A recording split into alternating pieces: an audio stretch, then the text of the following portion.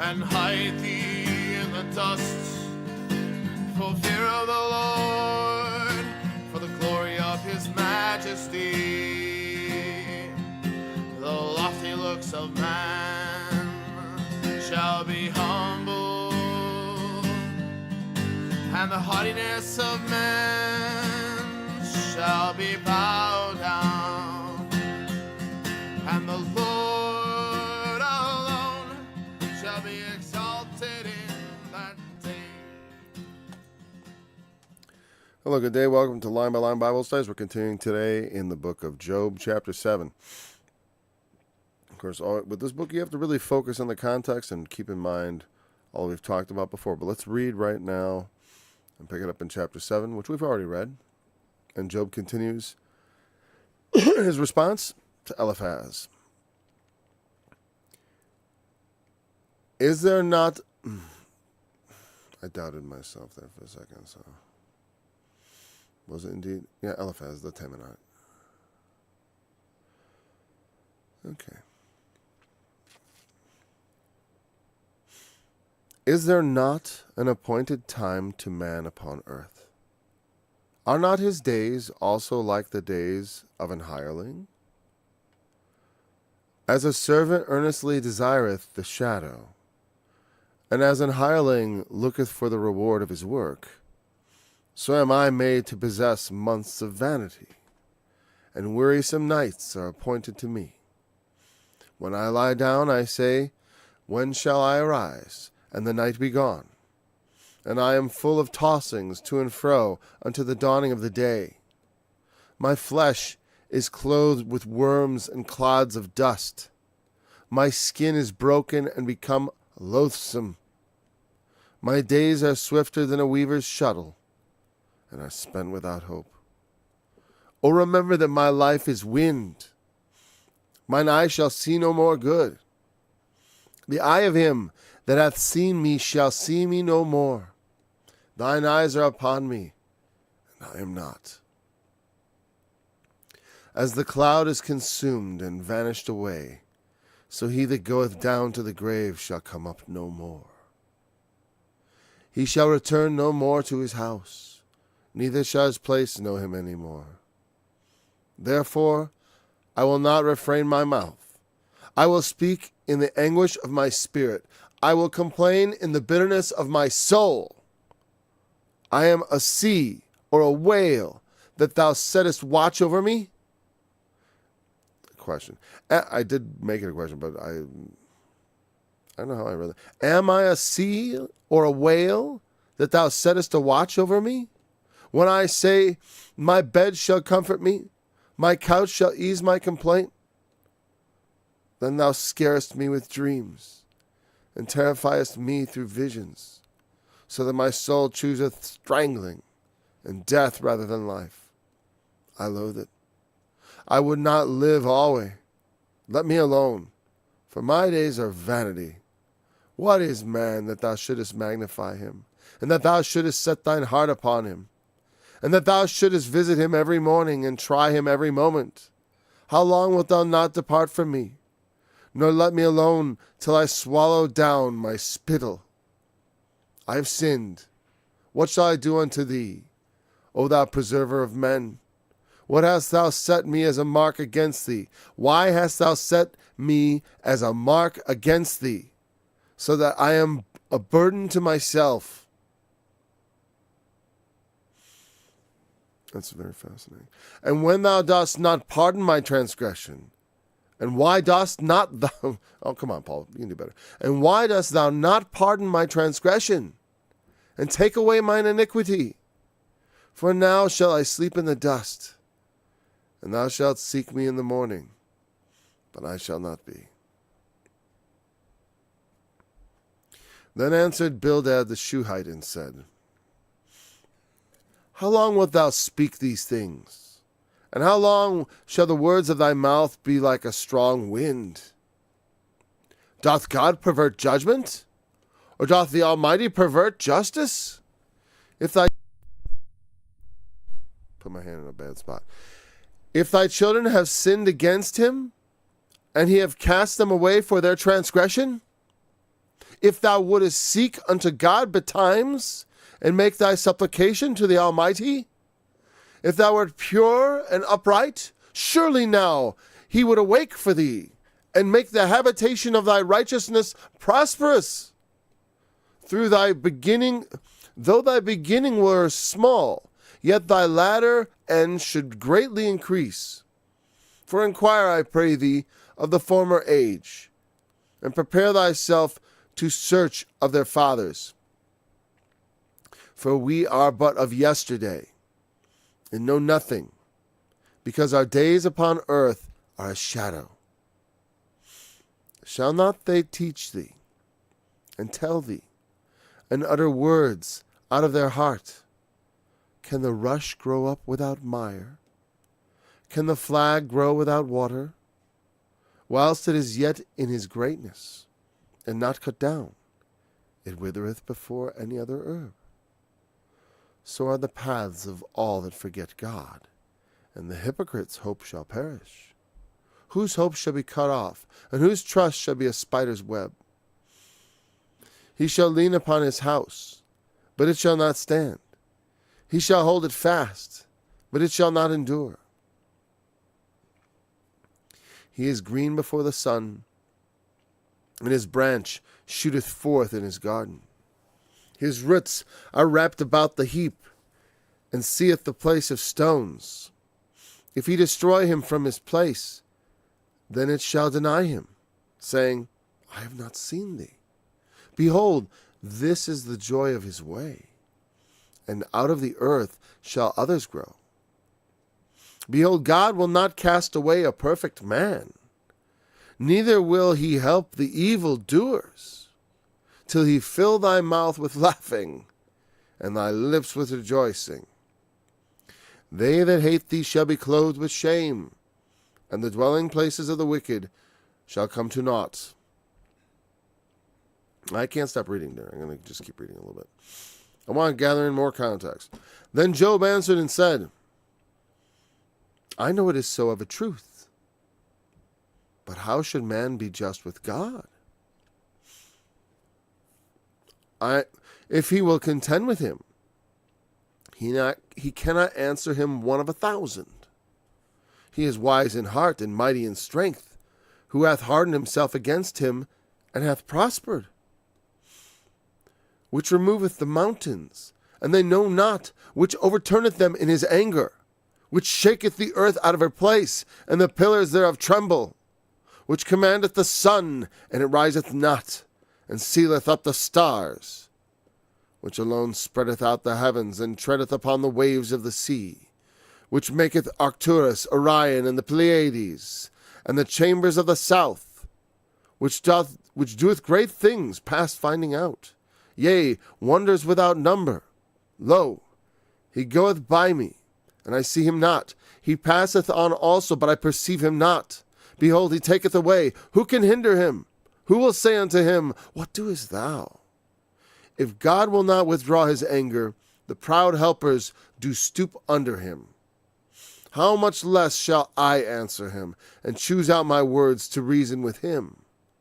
Whom though I were righteous, yet would I not answer, but I would make supplication to my judge. If I had called, and he had answered me, yet would I not believe that he had hearkened unto my voice. I like that. If I had called, and he had answered me, yet would I not believe that he had hearkened unto my voice. For he breaketh me with the tempest, and multiplieth my wounds without cause. He will not suffer me to take my breath, but filleth me with bitterness. If I speak of strength, lo, he is strong. And if of judgment, who shall set me a time to plead?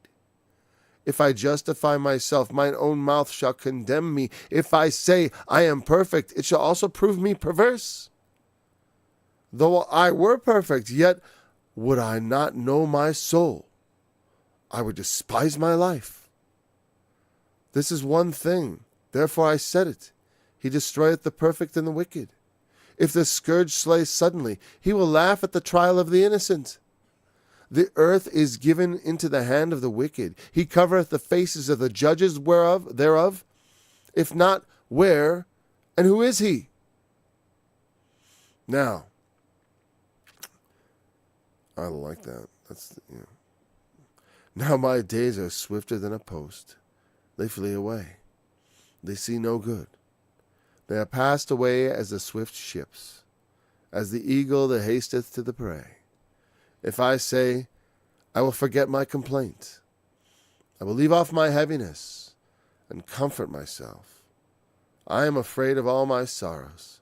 I know that thou wilt not hold me innocent. If I be wicked, why then labor I in vain? If I wash myself with snow water, and make my hands never so clean, yet shalt thou plunge me in the ditch, and mine own clothes shall abhor me. For he is not a man as I am, that I should answer him, and we should come together in judgment. Neither is there any daysman betwixt us, that might lay his hand upon us both. Let him take his rod away from me, and let not his fear terrify me. Then would I speak and not fear him. But it is not so with me. All right. I really like what Job said something very terrible, and he acknowledged a very terrible truth. This is the thing, it's like people want to act, it's all roses and candy. All things work together for those that love God. Yeah, that's why we trust him through all our trials and all the tribulations. There's nothing that can, there's no amount of torture or any of other things that could happen on the earth that's going to separate us from God's love. But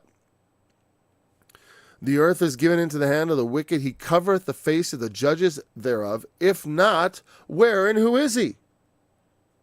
You know what I mean? God is in control.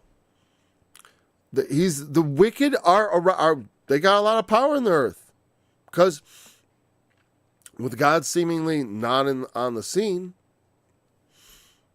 they do as they will. And the judges, their fate, and when it says he covers the faces, he suffers it to be done, just like with Satan. That judge will pervert judgment. Watch, I'll offer him a bribe. He's not a good judge, God. Look. See? And he goes to church. Isn't that cute? Yeah. The Lord suffers it to be so. He has made it to be so. I mean, the thing is, the world is unfolding. Either God is in control or he's not in control. Job firmly believes God is. And he's God's thorough advocate. Like I said, a lot of people don't want to acknowledge the other side of things that happen. It's like, it's not. God has made a world that is where the stakes are real. This sure feels like that. And it ought to feel like that, because that's the way people show their true selves in what they do. Because what we do is what, you can say what I pledge allegiance to Jesus all day. But the question is, are you faithful, to execute what he asked us to believe? Because to me, it's unthinkable that you would believe in Jesus and read all about it, read the Gospels, even one or two of them, and not come away thinking, wow, I got things to do. I got things to do. But instead, rather, whatever, let's not digress. Let's go into what Job is saying. Now, when he was replying to Eliphaz, and the basic argument, of course, is, hey, you must have done something to deserve all this. And his assertion is, no, I'm righteous. I haven't done anything to deserve this. And his firm argument in chapter 6 was that, and I think the central idea of his argument there is that you ought to have mercy on the afflicted, or pity on the afflicted. That is part of why God allows affliction in the world. Because it's like, it's one thing when someone complains, oh, look at all the evil, look at all the suffering in the world. And so I don't believe in God, But they use that as a cloak to pursue their prostitution and their all the things that they lust after All the other things. And then do they do something about the suffering in the world? Because the thing is, you say God should do something about it. It's like, who's to say he hasn't already done something about it, which he has, or that what you're even seeing. But the question is, how do you react to the suffering you see in the world? How do you react to, being confronted with what power you have? I mean, we only have limited resources, all of us. But some people, there's different reactions. The suffering in the world is a very hard thing to do. I mean, a hard problem to solve, certainly on a global scale. But the thing is, what about the little bit of suffering around you, around me? That is something that can be done something about. And we can do, if we all do our little bit, it makes the world a better place. Okay. But anyways, is there not appointed to man a time upon earth? I'm sorry, is there not an appointed time to man upon earth? Every guy, like I said, everyone's got their day. Eventually, everyone is going to be, like it says, are not his days also like the days of an hireling? We're only here for a limited time. Just like, like someone who comes in as a hired hand. They're not part of the family, so to speak. They're a hired person. They're not a slave or a member of the household, because often slaves, other members of the household. A hireling is someone who's, I think, explicitly someone who's doing it for hire. And I think that's interesting because Jesus made a lot of, a lot of the parables had to do with, like the parable of the workers' wages was an example of a bunch of people getting hired. And at the end of the day, they get paid. And that is how life is. It's like we live out our life, and in the end, we get paid for it. We get our wages, whatever we earned for how we lived. The wages of sin is death, it says ultimately, and we get what we got coming. I trust. I don't really worry about how how graphic is that. It's like, hey, you're gonna get what you got coming. I believe that, and I trust in the judge and his justice. It's like I said, it's like people get things all out of sorts with that. So as they get they want to terrify people that like, it's like if you don't believe in Jesus, you can be tortured forever. And you just got to get across that little line of like just believe. Just believe. But like that mere faith, when it comes at the point of such threats, because that's not the way it was really preached. It's like there is the wrath to come, but the gospel is supposed to be good news. It's like as if people aren't sufficiently terrified. We got to terrify them so that then they'll hear the good news. The good news isn't good news even to those, because it worked on decadent Rome, who also had a very in their time, a very high standard of living. They just like we have a lot of these things in our complacency, and you see the decline of religion in the country. But I think it's also a decline of people. A lot of more people went to church when I was young, but a lot of it was empty, and that's why I think a lot of people stopped going. Because their hearts weren't in it, and it isn't constructed to inspire a lot of people to be. I don't know. So I'm sure some churches work on that, trying to get everyone inspired, and then they become controversial, and everyone hates them, right? I was thinking about like, I'm not a fan of what was it, Saddleback or whatever, and the Purpose Driven, is that what it was? I was at a place where they're doing that, and I'm not a fan. I think it's funny. They had something that worked for whatever, for getting people involved. But then they started thinking it was kind of like a cult. And also they had some strange other things going on. I don't know. But when Jesus used those parables and talked about hirelings, and it makes me think here also that our life, you get paid, and it's very transactional like that on a certain level, because God doesn't really, like for our life, the fact that we get paid, when you look at that parable, the one who gives them the job thinks he's doing something good all around. No matter what you get. If you get the wages of sin is death, it's like, that's fair. That's fair. The wages of sin is death. We all die.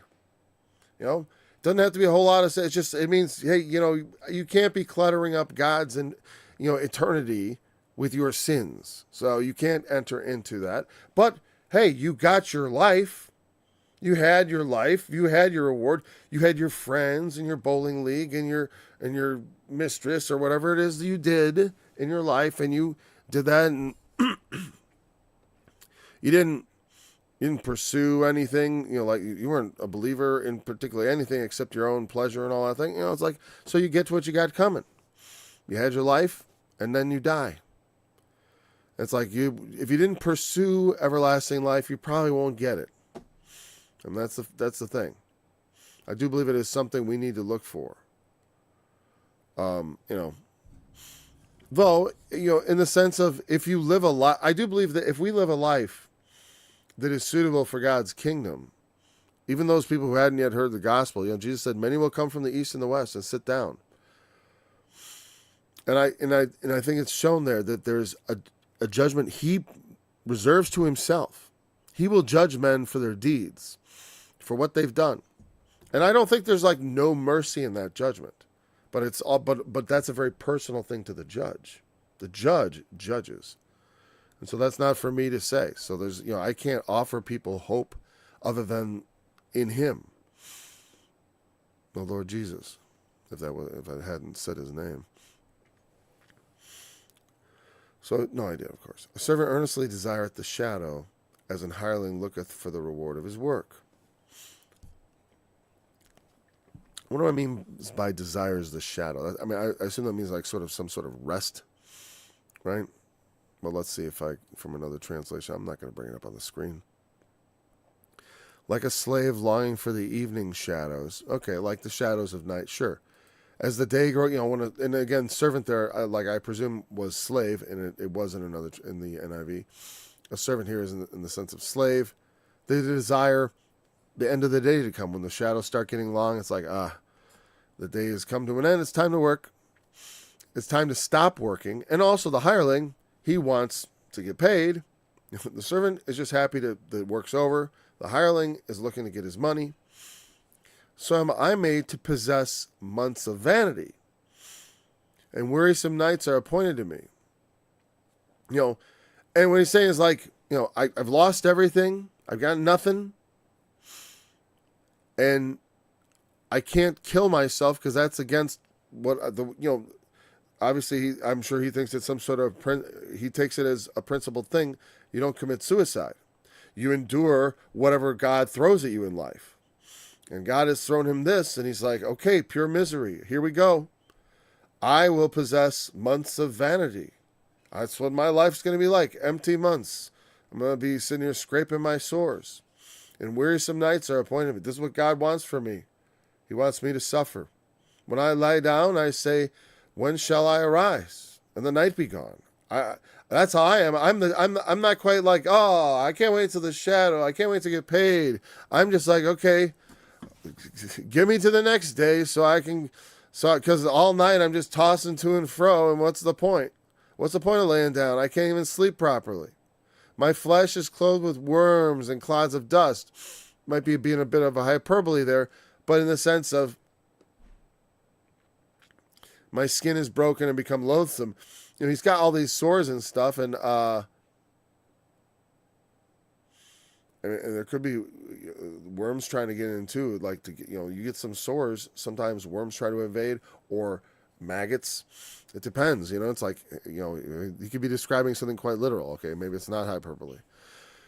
My day. That's why he's using that piece of pottery to scrape at the boils to get the worms out. You know, maybe that's what it's for. And that's pretty awful. Okay, I remember seeing an animal that had sores with worms. Okay. My days are swifter than a weaver's shuttle, and spent without hope. They swifter than a weaver's shuttle. You know when the shuttle goes, I think that's how it goes, or something like that. So it's just like back then. It's like that's high tech. That's pretty high tech. And I mean, for that time, that's not necessarily high tech, but that's technology at the time. Let's call it high tech, just technology. Like cars aren't high tech to us, right? They're not. It wouldn't have been necessarily brand spanking new, but it was just something that like he could mention, like a machine. You know what I mean? Moving back and forth. And also swifter. See, I think when he says this, I'm gonna look at the word, okay? But I think what he means, even if it is properly translated, and I'm going to bring it up on the screen, it almost seems like, boy, this thing, maybe I got to update it, and I hope it's still streaming properly. I can't tell because I clicked on a few things, and suddenly everything on my end is frozen. So when that comes back, oh, there it is. Oh, thank you for coming back, computer. I love these new computers in Windows 11 with all the updates that ruin your experience and all that. Okay. Thanks a lot. Oh, let's see what they said in the NIV anyways. Let's see. Where's the swifter than a Weaver's shuttle? My days are swifter than a Weaver's shuttle. Okay, no different. They all agree that's what it is. I just want to know what the swifter is. Obviously, it probably, of course, is translated correctly. But what's the sense of it? And I think in that sense of like, this going back and forth, the same thing. They just kind of go by. They're empty, no purpose. Oh, I went to the shuttle instead of the other one.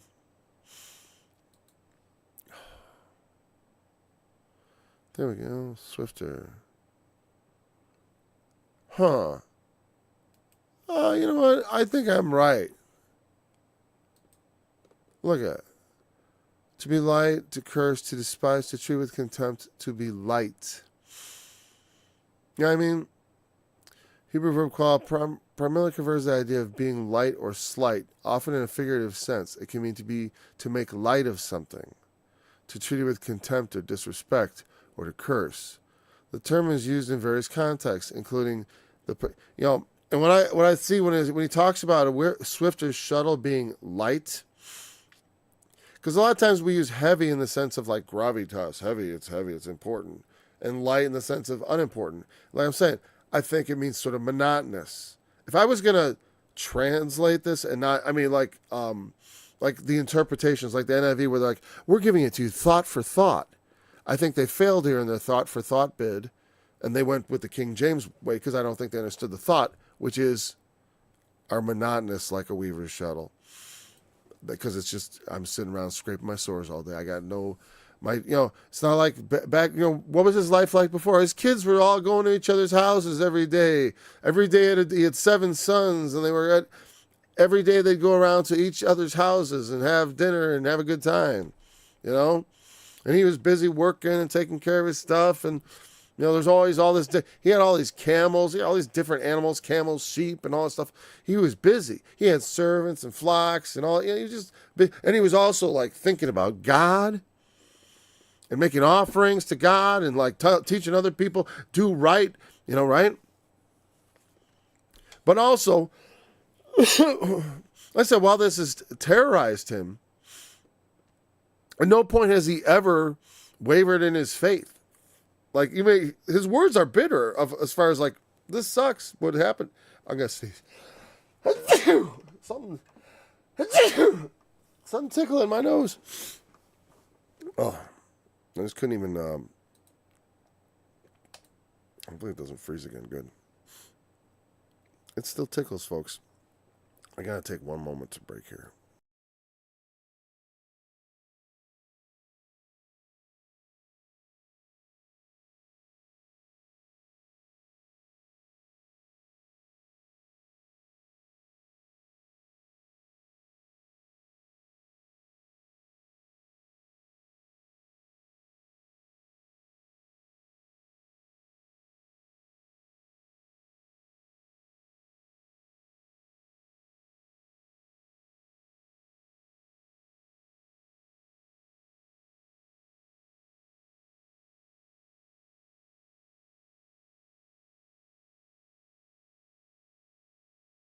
I know the sound was off. I get that.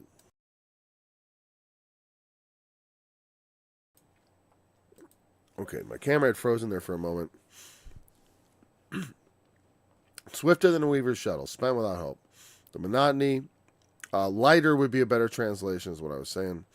I think lighter would be just fine and on the nose, and that would allow you to make that interpretation of being light in the sense of there's nothing going on. My days are empty.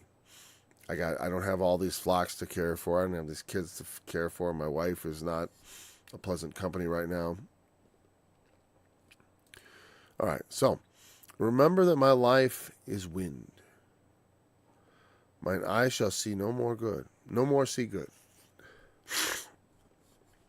You know, you can understand. He's kind of, he's kind of looking. He's being very negative. God does not hold this against him, because he's sort of like, hey, I've been doing everything right, and now the Lord has done this to me. So if this is what God wants, I'm just going to assume this is what's going to always be. I don't know that I agree with that attitude. But I think we have a more complete revelation compared to whatever Job understood. He understood some very fundamental principles about justice and about the nature of God and judgment and how, where we really stand. Like I said, people always want to think of God as their peer. He does an excellent job of saying that we are not peers. He is not like we're like, okay, well, here I am, and now I'm in existence with you. I'm kind of on par with you, right? There's you, God, you're a guy, I'm a guy. We can negotiate and talk about things. That's coming up. But I really like that part, because that really is how people think about God. They just think because he was incarnate in the person of Christ, they think he's just a dude. My life is wind. All we are is dust in the wind, right? Like I forget, was it Boston? Whatever. Or Sticks? Sorry, whoever did that. But our life it's just, our days are as a shadow that passes away. There are a lot of poetic ways this has been said. But our life is just a very brief breath. And it has a lot to do with breath. Our lives are tied up in the fact that we breathe. We need to, there's respiration and inspiration, whatever. I'm going to say inspiring. I don't think that's the right word for it. But whatever. Respiration is a very important life function. All the cells have to breathe in their way. They need oxygen. As the cloud is consumed and vanisheth away, so he that goeth down to the grave shall come up no more.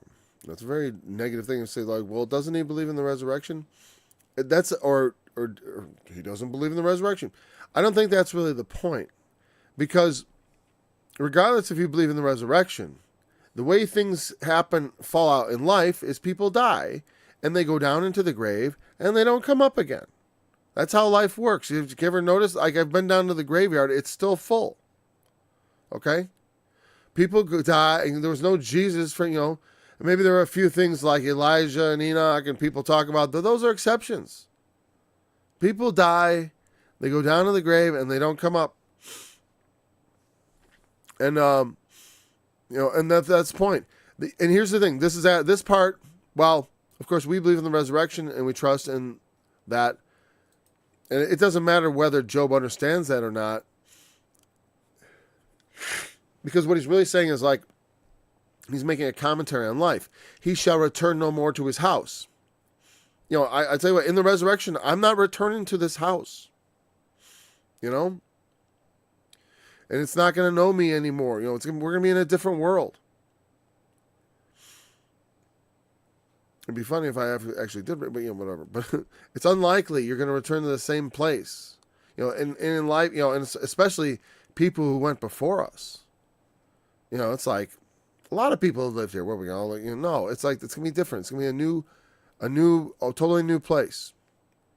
The whole world, even it's not going to know itself anymore. But the point is, as far as our experience in this life, we die and then life goes on.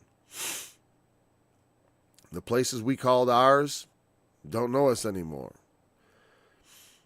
Therefore I will not refrain my mouth. I will speak in the anguish of my spirit. I will complain in the bitterness of my soul.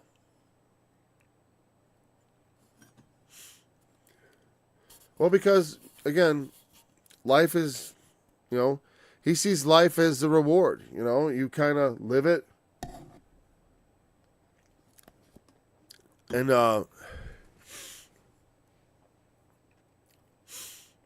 you get to the end, you think it's, you get paid. And also, you kind of look to possess. And I have all this vanity. I just have emptiness to possess.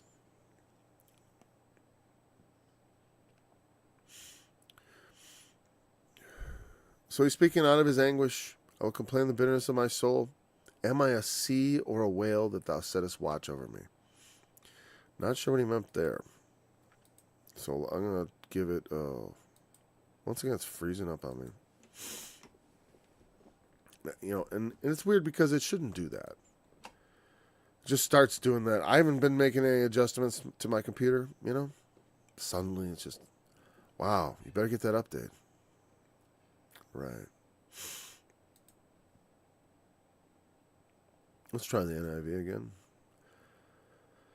I favor that too often, I think. I don't know.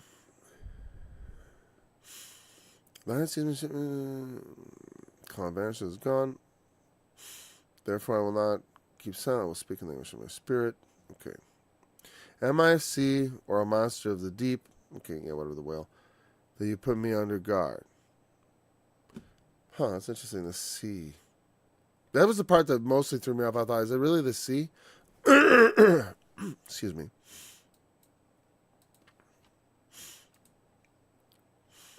So thou settest watch on me. I get it. Okay, so whatever. Am I some dangerous creature? Some unpredictable force? Like the sea that needs to be, hemmed in? Like the Dutch, When I say my bed shall cover me. And the idea of setting a watch over me, I think, implies it has a sort of a negative connotation of as under guard, like the NIV translated it. It's like not necessarily a favorable watching. It's like watch, You gotta watch, Like if you're imagine like you're handling a shark, you gotta watch, right? But also the sea, I don't know. They seem like naturally dangerous things. And he says, okay, I'm not exactly sure of the sentiment of that, but we'll just move on. My bed shall comfort me, my couch shall ease my complaint.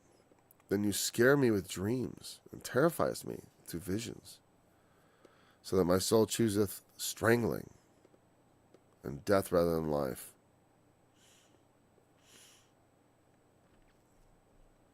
I think it's the comma here may be misplaced. It may be more like chooses strangling and death rather than life. But that's that kind of stinks. I know what it's like sometimes when you're in a really bad place, man, and a lot of things are going wrong.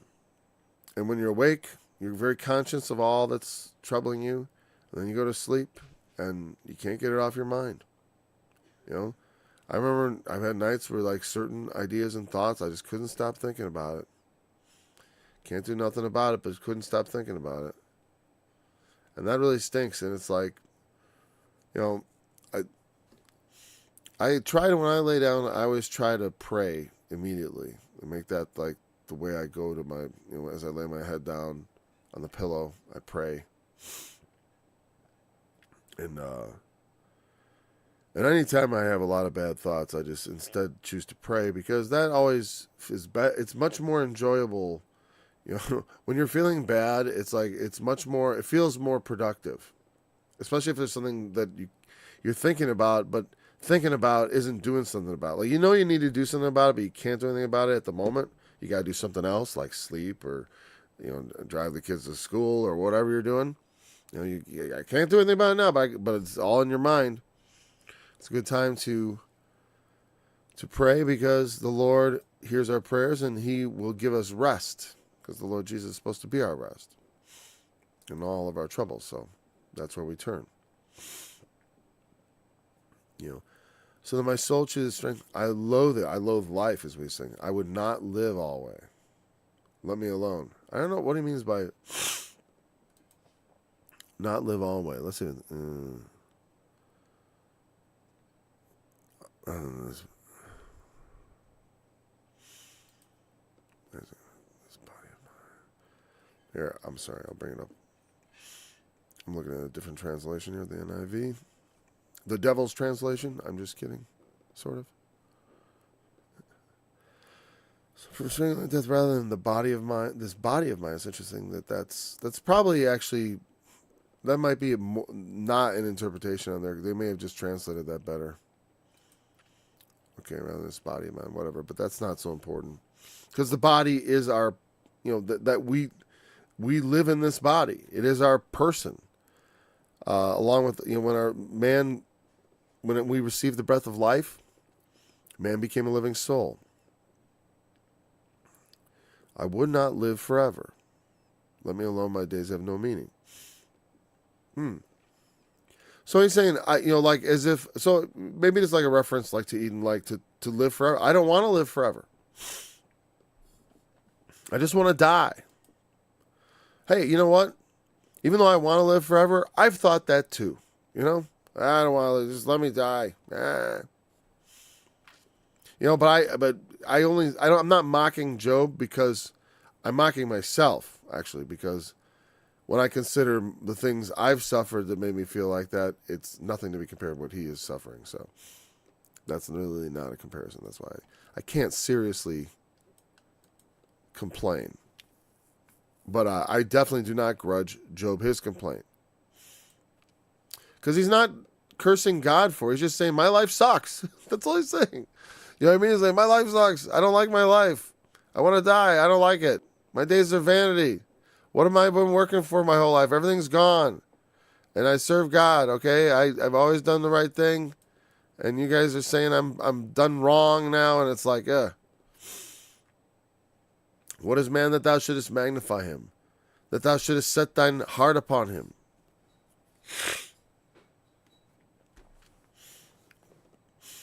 Man, we do.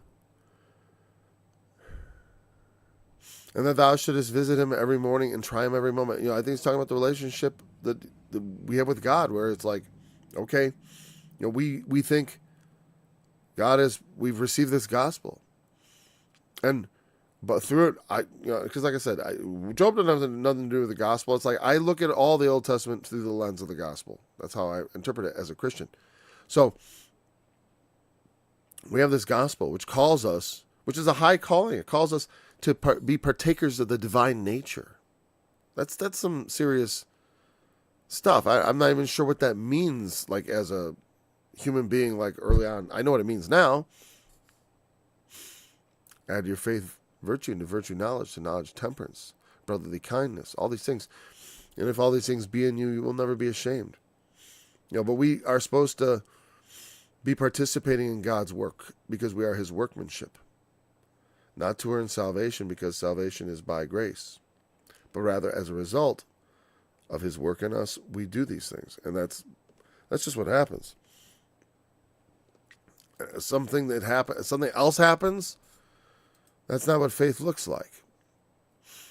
But we have this idea we are being glorified through him and in him. Because to become like him is glorious. And that's what we are called to. We don't know what we will be, but we know we will be like him. And to be like him, it takes work. Like when it talks about being God's workmanship, what does that mean? Well, God's got to visit you. He's got to come and work on you and do stuff. Sometimes that's painful work.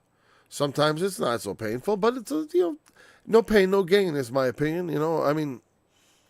I think I've made my biggest gains spiritually through the things I've suffered, honestly. If I be honest, I don't think that's like, that's earth-shattering. That's quite, you're being honest there, Paul. It's like, no, it's because, being on easy street doesn't it doesn't have a way of strengthening most people. I'm on easy street, time to get strong. It just doesn't do it. But like the idea that, to live forever is in a sense God has set his heart upon you. If that's what it sounds like he's saying, that, what is man that thou shouldest magnify him, and that thou shouldest set thine heart upon him? It reminds me of Psalm 8. What is man that thou art mindful of him, and the son of man that thou visitest him? For thou hast made him a little lower than the angels, and hast crowned him with glory and honor, and put him over the fishes and all the sea creatures and all that. Psalm 8. I probably should have played that, because that's a very... And you can see it's the same sentiment. You visit him. God visits those whom he is instructing in his ways. And when you're instructed in the ways of God, you do become a more magnified person. Meaning you become, what does it mean to magnify? It means to make greater and better. I want to become better. I'm a better man than I was before, I hope. And I hope I shall be better yet in the future. And be magnified in what God has built in me, what his workmanship is doing. Right? But when you spend a lifetime like I'm 50, I don't know, it doesn't say how old Job is, but imagine he's like 50, 40, I don't know. He had 7, I mean, like I said, my sons aren't all grown up, but in another, by the time I'm 60, they'll all be grown up. Job could be as old as 60 and have the family as described. As young as 60. It's like, whatever, he's at least in middle age. I don't know if it says at the end how, I'm not going to check now either, how long he lived overall or whatever, but I don't remember it being mentioned at the beginning of the book. Like, Job was about so many years old. Nope, he isn't, that kind of detail isn't given. Excuse me. All right. How long wilt thou not depart from me, nor let me alone till I swallow down my spittle?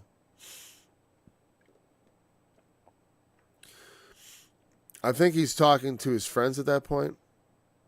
Because I do think, he's not talking to his friends here. I think he's talking to God. In feeling like, because God... so, God doesn't try. Well, the trying of your faith worketh patience, it says. So we things are tried. There's a certain sense, God doesn't tempt people with evil things. As far as he doesn't directly do that. But man is tempted when he is led away of his own lust, as it's written. God is not a tempter. But temptation exists because we have the knowledge of good and evil. How long wilt thou not depart from me, nor let me alone, till I swallow down my spittle? Maybe that's like an idiom. It's like swallowing down your spittle is an idiom for being dead. Or choking on your own spit. Though I think they have a separate word for choke. I don't think swallow is it. Let me see.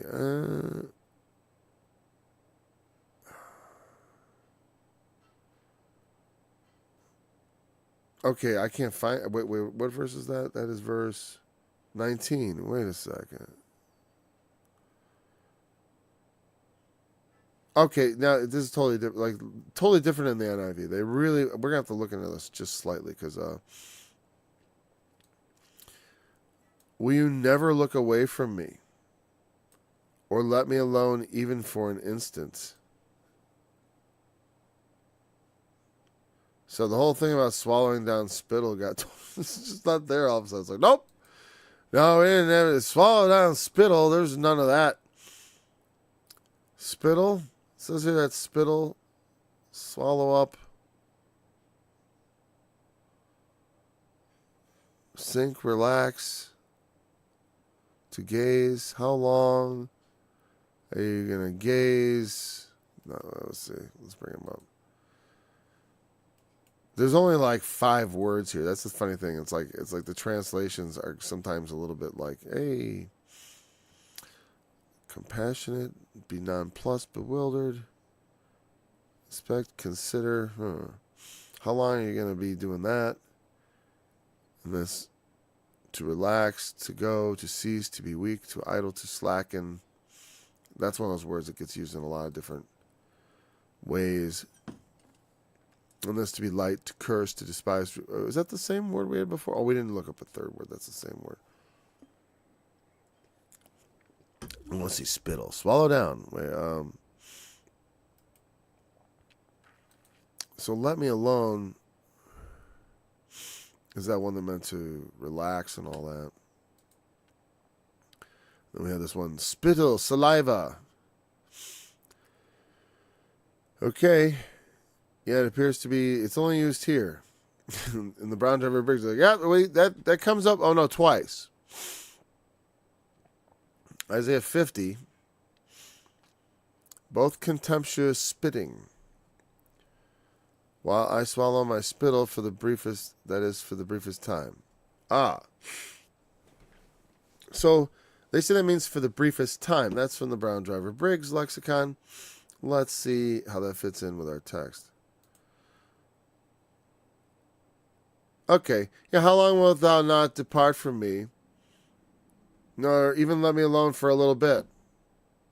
Yeah, so it's an idiom. Swallowing down my spittle is like the wink of an eye or whatever. You know, it's like the swallow of a spit. That's how, you know, that how much time? About as long as it takes you to swallow your spit. Okay? Okay, so that's what that actually is referring to. Isn't that fun? Now, I like when we come down to something where I'm like, oh, okay, now I understand. Swallow down my spit is actually an idiom, which means a brief period of time. I never knew, you know, because it makes sense in context. How long wilt thou not depart from me, or let me alone, even for a swallow of spit? You know, that's just how they, you know, that would make sense. Just like we would say something similar, some sort of idiom like, whenever I want to come up with an idiom, I always have on my shorthand, I'm always like, okay, what's one for, I'm not a big user of those things. All right, whatever. Or when sometimes it's like, it's easier to think of them when you're not being like, all right, come on, come up with an idiom. Come on. All right. I have sinned. What shall I do unto thee, O thou preserver of men?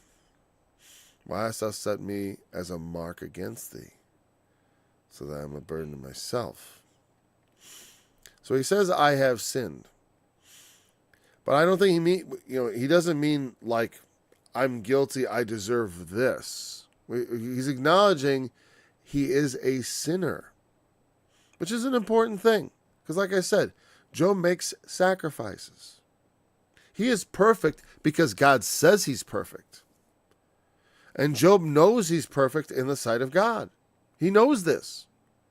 And so because he has searched himself. You know, it's not that hard. I mean, you know, it's not that hard to search yourself and figure out where you're going astray.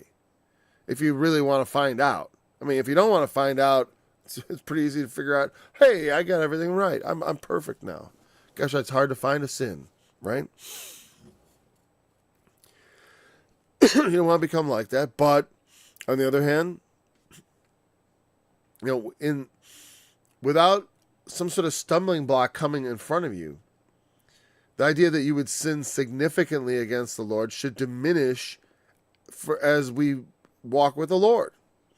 Because, you know, as you get older, a lot of the passions of youth fade away anyways, and we have less excuse to follow after them. You know? I'm not some foolish child who hasn't already burnt his hand on the stove.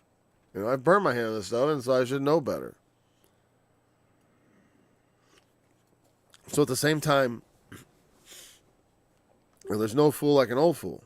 I mean, you know, it's like if you keep doing it, then it's like kind of like, you know, so it's almost even worse. But when we learn, it's sort of expected. You know, there's certain things I expect of older children. I don't expect of younger ones because they're older. They've learned, and we also should learn. I know I've sinned. You know, it's like maybe. But, you know, when I get to the end of my life, I'll do a lot of good things and all that. It's like, it's still there. It's like, I don't think I'm even anywhere near Job. I mean, as far as, I don't think I could even, I feel like, I don't know what his youth was like, right? You know, hey. So Job was doing everything right. He had made reconciliation with God. But,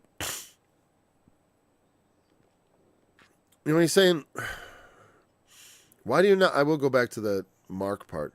But why dost thou not pardon my transgression and take away mine iniquity?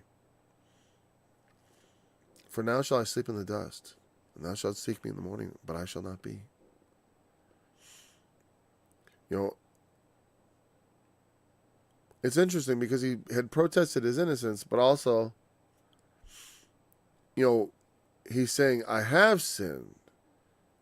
And I assume that means not related to this, of course, because we know that this is not related to that. And Job's saying that this is perhaps just because I'm a sinner. And here's the thing, and as a Christian, I do believe this. Like I can suffer for things I don't deserve, just like the Lord Jesus. He wasn't a sinner and he suffered. So certainly as a sinner, I'm not greater than my master. I can suffer really bad. And that doesn't mean God hates me. And that's a good thing to know. You know what I mean? And that's kind of what Job is getting across, is that God does not despise the suffering of people. And when people suffer for seemingly no reason, it's not necessarily because God's wrath is against them, though they be sinners, though they, you know, like I said, I think this is just like a lot of things you got to understand in the Bible. Like when it says, my God, why have you, you know, these feelings. He feels like his transgressions haven't been pardoned. Maybe he thought they had been. He had done everything right. Like, it must be because he's holding it against me. And if he's holding it against me, then I'm going to sleep in the dust. You will seek me in the morning, but I shall not be. Meaning, he's not going to appear in the judgment. He's not going to, when I, you know, in the morning, I think implies resurrection, at the time of the resurrection, or maybe it just means tomorrow. You know, like you look for me the next day, but I'm gone. Maybe that's what it means. It's probably not talking about the resurrection right there, because Job is already kind of. I don't want to read my own. It's fine to say like, well, from my perspective, you know, I would think of it like, and that's normal because it's like my brain frames it according to my understanding. Like seeking me in the morning is like, oh, you're going to look for me, but I'm not going to be in that judgment. You know, when you all wake up and rise on that resurrection morning. But that's not what he's saying, of course. What he's saying is, I go to my grave, you know, like, and then you go to sleep after the funeral. The next day you go to someone's house, but they're dead. They're gone, you know. You seek them in the morning and they're not there anymore. And life goes on, like he said. So we're not going to get to the responsibility. I'm still glad I read it because it's going to give me something to meditate on. And also you, until next week. So until then, remember the testimony of Jesus is the spirit of prophecy, and he is the fulfillment of the law.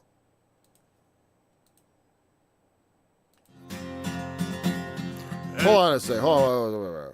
I forgot about that Mark thing. One moment. I'm going to go back. It's funny. False alarm. Yeah, what about that? Why hast thou set me as a mark against thee, so I am a burden to myself? The sentiment I read into that is the idea that, like, my friends are blaming, like, me. You know, like, making an upright man suffer makes God look bad. And it's one of the main things people argue against the existence of God. They'll say, why is there so much suffering in the world? God can't possibly exist because look at, like, what happened to Job. People even talk like that. They think Job, like, I heard a guy saying this should be removed from the Bible. I'm like, why? Why are they, you know, it's like, let's cut out the part where Jesus is in Gethsemane. You know, let's remove that. Let's add a clause where it says, angry without a cause, okay? Because goodness knows, you have a right to be angry if you got a cause. I'm being sarcastic. Okay. I've sinned, what shall I do unto thee, O preserver of men? You know, again, what can I do? The one who causes us to live or can cause us to perish, what can we... I have transgressed in even the least way against God. What can I do to you? How can I impugn God? And why have you set me as a mark against thee? Like I said, so that I'm a burden to myself. Because it's like I'm a burden to myself because I don't want to be in this position. He wants to glorify God. It burdens him in that sense. I think that he doesn't want to be a mark against God. And his friends come and they're getting it wrong. He has to, You know what I mean? In a sense, it might be easy to agree, yeah, I've sinned, but he has nothing to confess. As far as like, nothing he ever did would make them say like, well, that's why your family all died and you lost everything. Because when you were a teenager, you were whatever. You know, it's like, you know, because our whole life matters. It's not just like what I thought today, though God, you know, he looks at the latter end of us. Thank God. He allows us to live lives and to learn and perhaps turn to him. Anyway, so there we go. We talked about the mark part. I almost forgot to. I'm glad I didn't. So we don't have to think about it next week. We'll begin with Bildad, the Shuhite. Until then, remember the testimony of Jesus is the spirit of prophecy, and he is the fulfillment of the law. Enter into the rock and hide thee in the dust, for fear of the Lord, for the glory of his majesty. The lofty looks of man shall be humble, and the haughtiness of man shall be bowed down, and the Lord